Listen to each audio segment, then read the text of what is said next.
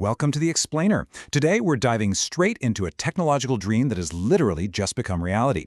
You know that dream we've all had, taking a massive 284 billion parameter AI model, the exact kind that usually requires an entire warehouse of expensive cloud infrastructure, and running it locally, right on your desk, with zero compromises on speed or quality. Well, we're looking at a brilliant hardware teardown from XDA developers where they achieved exactly that. We're going to break down the incredible silicon, the ingenious software, and, crucially, do a measured, real-world financial check on what it actually takes to bring cloud-tier AI into your home lab or office. It's going to be a fun one. So, here's our game plan for today. We'll kick things off with the dual machine breakthrough, move into the networking magic of RDMA, check out the software turbochargers making this whole thing fly, run our economics reality check, and then wrap up with power, privacy, and the final verdict. Let's get right into it. Section 1. The dual machine breakthrough, where two Sparks literally triple the throughput. Okay, so the sheer magnitude of the performance leap we're looking at here is just incredible. XDA started by testing this 284 billion parameter model on a single Lenovo ThinkStation PGX. And, it worked, but with some massive caveats. It chugged along at about 10 to 14 tokens per second. But honestly, the worst part was that to even fit that massive model into 128 gigabytes of VRAM, they had to crush it down to 2-bit weights. It was slow, and the output quality really took a hit. But then, Nvidia sent over two DGX Spark machines. By pooling them together, the performance didn't just double, it completely transformed. Throughput skyrocketed to 36 to 41 tokens per second. And the best part? They could run the model at native FP8 weights. That means absolutely no heavy compression. We're talking about the exact same pristine, high-quality model that DeepSeek hosts in the cloud, running entirely on a local setup. So how'd they actually pull this off? The secret is a concept called tensor parallelism. Now, each of these DGX Spark machines is an absolute powerhouse on its own, rocking a Blackwell GPU and 128 gigabytes of unified memory. But the real magic happens when you link them up. Think of tensor parallelism kind of like two people trying to read a ridiculously dense, massive textbook. If just one person reads it, well, it takes forever. But if you rip the book right down the middle and each person reads half the pages at the exact same time, swapping notes instantly, your reading speed goes through the roof. By splitting the model parameters, each node only has to read half the weights for every single token. Both of those massive 273 gigabytes per second memory buses are working simultaneously, rather than one just sitting there idle. Having the workload per node is exactly what gives us that massive leap in speed. Moving right along to Section 2, Networking Magic. Let's talk about the ConnectX-7 and the power of RDMA. To make that whole textbook reading analogy actually work, those two readers have to be able to communicate instantly. I mean, if they have to write a letter, mail it, and wait for a reply, your speed advantage is completely out the window. In the hardware world, standard Ethernet is basically that postal service. The data gets copied into a staging buffer, pushed all the way through the operating system's networking stack, and then copied out again on the other side. For AI, that is painfully slow. And this brilliantly illustrates why RDMA, or Remote Direct Memory Access, is the absolute secret sauce here. Running over a 200 gigabit per second ConnectX-7 fabric, RDMA acts like a direct, high-speed pneumatic tube straight into the other machine's brain. One machine writes directly into the other's memory, bypassing the operating system processors entirely. And the hard data shows exactly what that means for performance. When you send an 8 kilobyte message, RDMA takes just 3.4 microseconds. Standard Ethernet? A really sluggish 74.6 microseconds. That difference is absolutely stark, and here's why it matters so much. DeepSeek V4 Flash is a 43-layer model, and every single layer requires the nodes to sync up twice. That means this little communication handshake happens 86 times for every single forward pass. If you tried doing that over standard Ethernet, that 74 microsecond delay multiplied 86 times would bottleneck the entire system. RDMA is quite literally the only reason pooling these machines is physically viable. That brings us to Section 3, Software Turbochargers. We've got the raw hardware. Now let's talk about DSpark and NVFP4 quantization.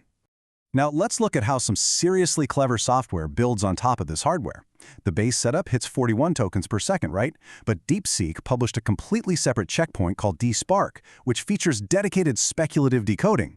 Think of speculative decoding like a hyper-aggressive, incredibly smart autocomplete on your smartphone. The model uses smaller, much faster layers to draft up to 5 potential upcoming tokens ahead of time. Then the main heavy model does a single forward pass to verify them all at once. It accepts the correct guesses and just tosses the rest.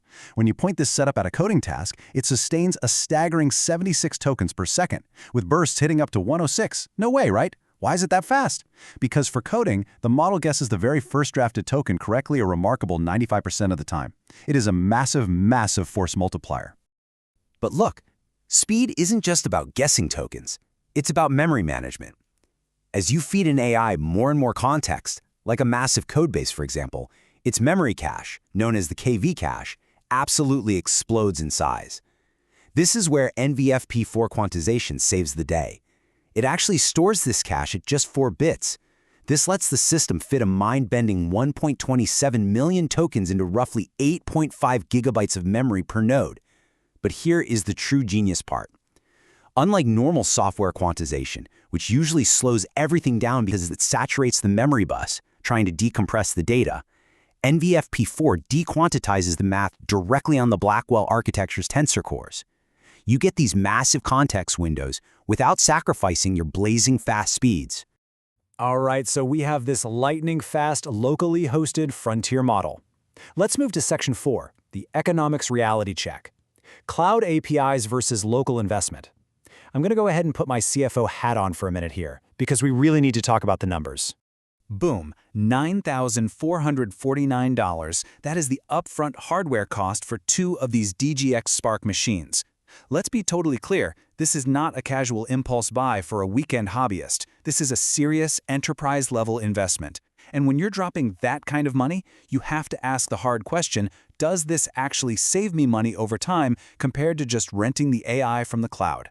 And here is the harsh reality of that math. DeepSeek did recently raise their API prices, but they are still incredibly cheap.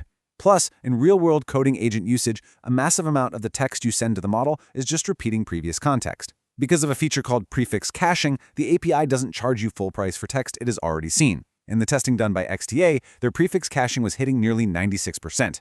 That effectively drops the API rate down to roughly 2 cents per million tokens. So to make back that $9,449 investment purely on API savings, it would literally take you 18 years of constant daily use. Ouch. From a pure, raw inference cost perspective, the hardware just doesn't easily pay for itself. Which brings us perfectly to our final section: power, privacy, and the verdict. Let's look at the ongoing hidden costs and the actual true value of having this setup on your desk. Because if you own the hardware, you've got to pay to power it. The source ran a 65-hour real-world test, and the total electricity cost came out to 2.07 euros. Now, here's a super fascinating pro tip from XDA's testing. They artificially capped the GPU clocks at 2000 MHz, down from their normal 3000 MHz boost. The result? It saved 11% on sustained power draw, and it cost absolutely zero in terms of performance. Just a brilliant optimization if you're running this locally. But take a closer look at how that power was actually being spent. 68% of that electricity cost, the vast majority of the bill, was generated while the machine was doing absolutely nothing. Simply keeping these powerful machines powered on and instantly available costs significantly more than the heavy, intense AI compute itself. If you build a wake on land script to put them to sleep between sessions, your running costs would absolutely plummet. So if the ROI takes 18 years, why on earth would anyone buy this? Well, it's because of the completely unquantifiable benefits you see right here.